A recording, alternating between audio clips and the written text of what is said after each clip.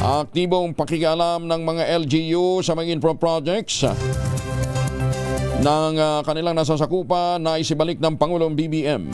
Detalye ng balita mula kay Romy Gonzales na Imbag na Bigat. Romy. Hangad ni Pangulong Ferdinand Marcos Jr. na ibalik ang sistema na may aktibong pakialam ang local government units sa pagkukumpuni ng infrastructure project sa kanilang nasasakupan. Ayon sa Pangulo, dati ang sistema kapag may project sa isang lugar, nagkukonsulta sa local government, hindi lang kapag may malaking project. Anya may konsultasyon mula barangay hanggang munisipalidad, tuloy-tuloy sa lalawigan. Iniheg ito ni Pangulong Marcos matapos ang sinagawa nitong inspection sa slope protection project sa Cannon Road.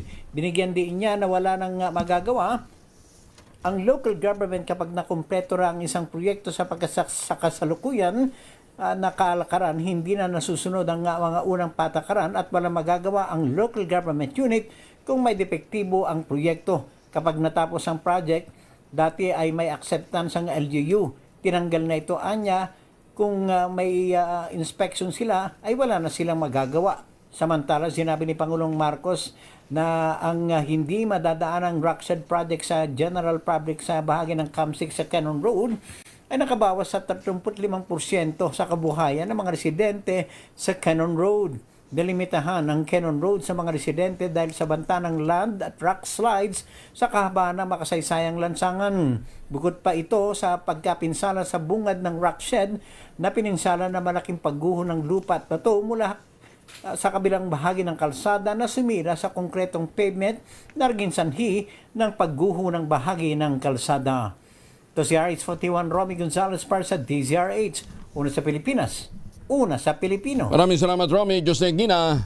At sa kaugnay na balita, galit naman ang naramdaman ng Pangulo pagkatapos na magsagawa ng inspeksyon sa nasirang rockshed sa kahabaan ng Cannon Road sa Tuba, Benguet. Useless ang naging bulalas ng Pangulo.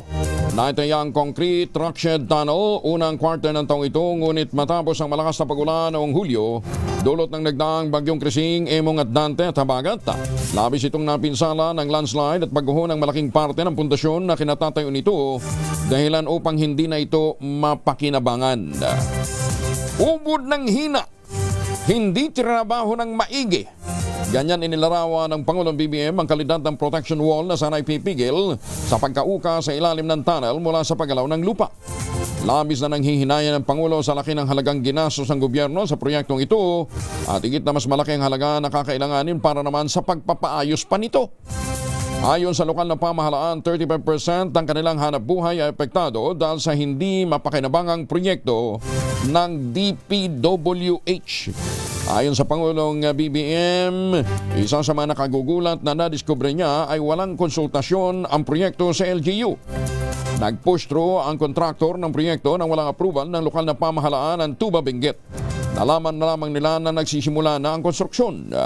Nakaambang magsampa ng economic sabotage sa sino mang sangkot sa mga palpak na proyekto ang pamahalaan ay sa Pangulo.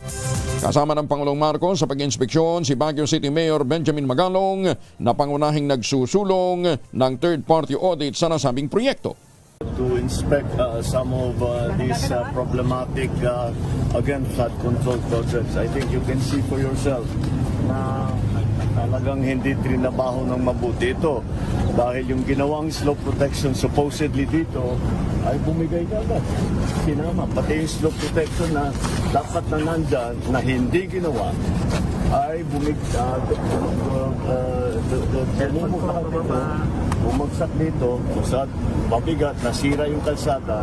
Ngayon, nakita ngayon namin yung erosion sa ilalim ng kalsada, which is the most important part, ay wala na-erode na dahil yung ginawa nilang protection wall ay ubod ng hina, ubod ng liit.